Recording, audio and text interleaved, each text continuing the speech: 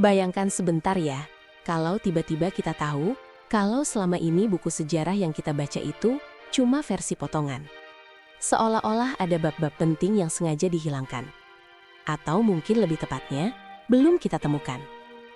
Nah, bagaimana kalau ada bukti yang bilang kalau sebelum Belanda datang dan bikin kita sibuk ngurusin rempah-rempah, Nusantara kita ini sudah jadi pemain kelas kakap di panggung dunia.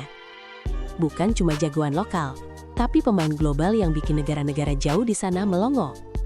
Dan semua petunjuknya itu terkubur, terukir, dan diam-diam menunggu kita gali. Kamu pasti sering dengar kan, kalau Indonesia ini kaya raya. Tapi, kekayaan itu bukan cuma tentang sumber daya alam yang melimpah ruah, teman-teman. Kita bicara tentang kekayaan sejarah yang seringkali diselimuti misteri tebal, sampai kadang rasanya lebih mirip fiksi daripada fakta. Nah, di channel Faktanya Fakta kali ini, kita akan coba membongkar satu dari misteri terbesar itu, tentang bagaimana Indonesia ini sudah nyambung atau terhubung kuat dengan dunia jauh sebelum VOC datang dengan kapal-kapal besarnya. Kita akan menelusuri jejak-jejak kota perdagangan kuno yang keberadaannya itu, sumpah deh, bisa bikin kamu geleng-geleng kepala saking hebatnya. Coba kamu bayangkan, sebelum internet ada, sebelum telepon ditemukan, bahkan sebelum ada peta modern, orang-orang di Nusantara ini sudah bisa membangun jaringan koneksi yang super canggih. Bukan cuma antar pulau, tapi antar benua. Dan jejak-jejak peradaban yang super keren ini sekarang perlahan-lahan mulai muncul ke permukaan. Semuanya dimulai dari apa? Dari sehelai kertas kuno, atau lebih tepatnya, dari sebuah batu yang diukir dengan tulisan-tulisan aneh yang kita sebut prasasti. Prasasti itu mirip dengan status update di media sosial kita sekarang, tapi versi ribuan tahun lalu. Bedanya, kalau status update kita mungkin cuma bertahan beberapa jam sebelum tenggelam di telan algoritma, prasasti ini bisa bertahan berabad-abad, bahkan ribuan tahun, dan menyimpan rahasia-rahasia penting tentang kehidupan nenek moyang kita. Kita akan membahas beberapa prasasti misterius yang seolah berbisik tentang adanya kota-kota kuno yang megah, pusat-pusat perdagangan yang ramai, dan bukti bahwa Indonesia ini bukan cuma sekumpulan pulau terpencil, tapi jantung dari sebuah jaringan global yang sudah eksis sejak lama. Fokus kita hari ini adalah menelusuri jejak-jejak yang membuktikan kalau Indonesia ini sudah punya jalur sutra versi maritimnya sendiri. Kita seringnya kan cuma dengar jalur sutra yang di daratan, yang menghubungkan Cina sampai Eropa. Padahal, ada versi lautnya yang jauh lebih panjang, lebih berbahaya, tapi juga jauh lebih menguntungkan. Dan di tengah-tengah jalur inilah, pulau-pulau kita, kota-kota kita, memainkan peran yang sangat-sangat krusial. Mereka bukan cuma jadi tempat singgah, tapi jadi pusat utama. Mari kita mulai petualangan kita dengan melihat sebuah prasasti. Ini bukan sembarang batu berukir, tapi semacam surat terbuka dari masa lalu. Pernah dengar prasasti Talang Tuo? Nah, prasasti ini ditemukan di Sumatera Selatan, dekat Palembang. Isinya itu luar biasa banget. Dia menceritakan tentang pembangunan taman yang indah, lengkap dengan tanaman-tanaman bermanfaat, dan juga sistem irigasi yang canggih. Kamu mungkin berpikir, apa hubungannya taman sama kota perdagangan? Eits, jangan salah, taman ini dibangun oleh seorang raja bernama Dapuntahiang Srijayanasa dari Kerajaan Sriwijaya sekitar abad ke-7 Masehi. Sriwijaya ini, teman-teman, bukan kerajaan biasa. Ini adalah kerajaan maritim raksasa yang pengaruhnya meliputi sebagian besar Asia Tenggara. Nah, keberadaan taman yang terawat baik, sistem irigasi yang menunjukkan kemajuan teknologi, itu semua adalah indikasi bahwa di sana ada peradaban yang maju. Peradaban yang mampu mengorganisir sumber daya, tenaga kerja, dan punya visi jangka panjang. Dan peradaban maju seperti ini hampir selalu identik dengan aktivitas perdagangan yang sibuk. Mereka butuh makanan, butuh suplai, butuh barang mewah untuk para bangsawan. Dan itu semua didapat dari mana? Dari jalur perdagangan. Prasasti lain yang tak kalah pentingnya adalah Prasasti Kedukan Bukit, juga dari Sriwijaya. Prasasti ini bercerita tentang Dapuntahiang yang melakukan perjalanan suci dan mendirikan pemukiman baru. Pemukiman ini, lagi-lagi, menjadi cikal bakal sebuah kota. Bayangkan, kalau sebuah kerajaan sampai mencatat dengan detail pembangunan taman dan pemukiman, itu berarti wilayah tersebut sangat strategis dan penting. Palembang sekarang, tempat di mana prasasti-prasasti ini ditemukan, diyakini sebagai pusat kerajaan Sriwijaya. Dan tahukah kamu, Palembang ini punya posisi geografis yang super menguntungkan untuk perdagangan. Dia ada di tepi Sungai Nyusi yang terhubung langsung ke Laut Lepas, dan menjadi jalur masuk keluar yang ideal bagi kapal-kapal dagang dari segala penjuru. Tapi, jejak-jejak kota perdagangan kuno ini bukan cuma milik Sriwijaya di Sumatera loh. Kita bisa melompat ke Pulau Jawa. Di sana kita punya peninggalan dari Kerajaan Tarumanegara misalnya. Kita punya prasasti Ciaruten dengan jejak telapak kaki Raja Purnawarman yang seolah menunjukkan kekuasaannya. Lalu ada juga prasasti-prasasti lain yang menyebutkan tentang pembangunan kanal-kanal air untuk pertanian dan pencegahan banjir.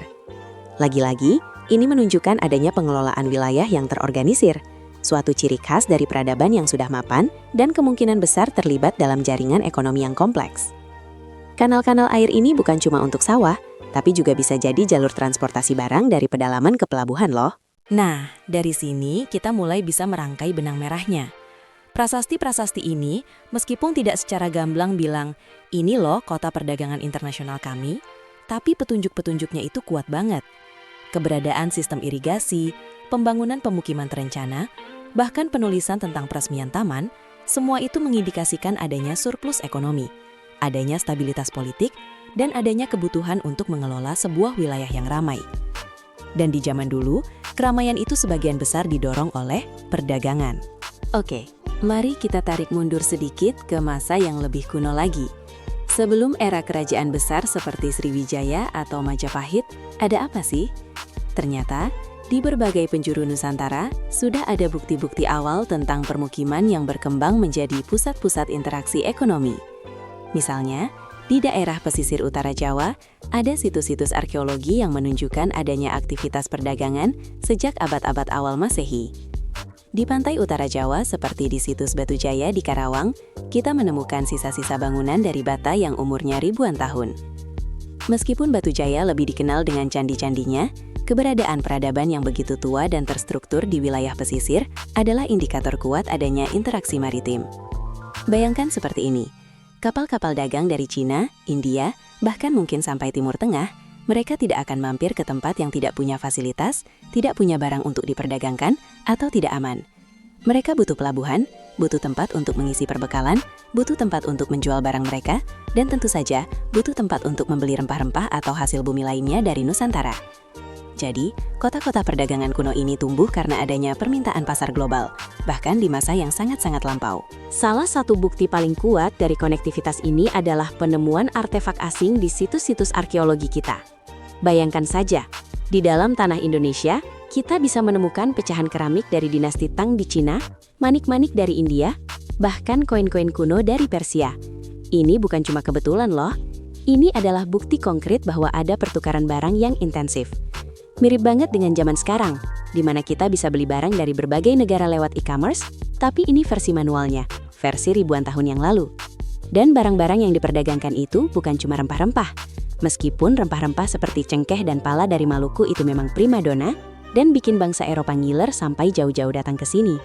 Tapi selain itu, ada juga hasil hutan, seperti kayu gaharu, kapur barus, getah damar, lalu ada hasil laut seperti teripang, mutiara, dan bahkan burung-burung langka. Semua ini adalah komoditas yang sangat dicari di pasar internasional kuno. Nusantara kita ini punya segalanya. Nah, sekarang mari kita bicara tentang Indonesia pernah nyambung. Apa maksudnya ini? Apakah ada jembatan raksasa yang menghubungkan Sumatera ke India atau Jawa ke Cina? Tentu saja bukan itu yang dimaksud. Nyambung di sini merujung pada konektivitas yang sangat erat, baik secara ekonomi, politik, maupun budaya, dengan dunia luar. Indonesia bukan pulau-pulau yang terisolasi. Kita ini adalah bagian dari sebuah jaringan global yang sudah eksis lama sebelum kolonialisme datang. Kita bisa melihat contoh lain di luar Jawa dan Sumatera. Di Kalimantan misalnya, ada kerajaan Kutai Martapura yang meninggalkan kita prasasti Yupa. Ini adalah salah satu bukti tertulis paling awal di Indonesia, kira-kira dari abad ke-4 atau ke-5 Masehi. Prasasti ini ditulis dengan huruf Palawa dan bahasa Sanskerta, menunjukkan adanya pengaruh budaya India yang kuat. Keberadaan tulisan dan bahasa ini di Kalimantan yang letaknya jauh dari India, itu menandakan bahwa sudah ada interaksi yang signifikan. Interaksi budaya seperti ini biasanya tidak akan terjadi tanpa adanya jalur perdagangan yang aktif. Orang-orang itu datang ke sini bukan cuma buat piknik, tapi juga buat berdagang, menyebarkan agama, dan bertukar pengetahuan. Ambil contoh Borobudur. Candi raksasa ini dibangun oleh Kerajaan Mataram kuno di Jawa Tengah pada abad ke-8 dan ke-9 Masehi. Meskipun bukan kota perdagangan, keberadaan Borobudur adalah bukti nyata dari kemakmuran dan kemampuan teknis yang luar biasa. Untuk membangun struktur sebesar itu, dibutuhkan tenaga kerja yang masif, sumber daya yang besar, dan perencanaan yang matang. Kemakmuran ini sebagian besar ditopang oleh apa? Oleh surplus pertanian, iya. Tapi juga oleh koneksi perdagangan yang memungkinkan mereka mendapatkan barang-barang mewah dan pengetahuan dari luar. Dan cerita tentang konektivitas ini berlanjut sampai ke Indonesia bagian timur. Jauh sebelum era Majapahit mencapai puncak keemasannya, Maluku sudah dikenal sebagai kepulauan rempah-rempah. Pala dan cengkeh, dua rempah paling mahal di dunia, hanya tumbuh di sana. Bahkan sebelum bangsa Eropa menemukan jalur laut ke sana, pedagang-pedagang Arab, Cina, dan India sudah lama tahu rahasia ini. Mereka sudah berlayar bolak-balik ke Maluku, jauh-jauh dari negerinya, hanya untuk mendapatkan rempah-rempah berharga ini. Ini menunjukkan bahwa jalur perdagangan yang melibatkan Indonesia itu sudah sangat luas dan mencakup seluruh kepulauan, bukan cuma Jawa dan Sumatera. Mungkin kamu bertanya, kok kita jarang dengar cerita-cerita sedahsyat ini di buku sejarah sekolah? Nah, itu dia inti dari misterinya. Sejarah Indonesia memang seringkali diceritakan dari sudut pandang kolonial, yang cenderung menyoroti periode setelah kedatangan bangsa Eropa. Padahal sebelum itu, kita sudah punya sejarah yang sangat panjang dan kaya raya yang sayangnya seringkali terlewatkan. Penemuan-penemuan arkeologi dan interpretasi ulang terhadap prasasti-prasasti kuno inilah yang perlahan-lahan membuka mata kita terhadap kebesaran masa lalu kita sendiri. Penemuan jejak kota kuno di situs Muara Jambi misalnya adalah salah satu bukti paling mencengangkan.